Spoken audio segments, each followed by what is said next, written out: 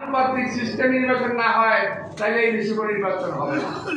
এক একজন একটা দাবি তুলে নির্বাচনকে পিছিয়ে এবং নির্বাচনের অবস্থা সর্বনাশ করে দিয়ে এই জাতি সর্বনাশ করতে যাচ্ছে। আমি দেখলাম চায়নাতে আর কি দেখছি ঢাকায়, ওদের মধ্যে ঐক্য আছে, পুরা জাতি ঐক্যবদ্ধ। ইরানে কি দেখলেন বলেন তো?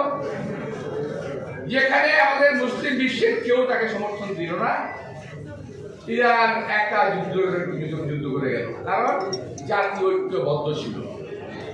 আর আমার দেশের মধ্যে আমরা কিছু রাজনীতিবিদ শুধুমাত্র ক্ষমতায় যাওয়ার লোভে একদল, আর কিছু রাজনীতিবিদ ক্ষমতায় যেতে দেব না আরেক দল, এই করে দেশটাকে আমরা গত 50 বছরে এগোতে দিলাম না।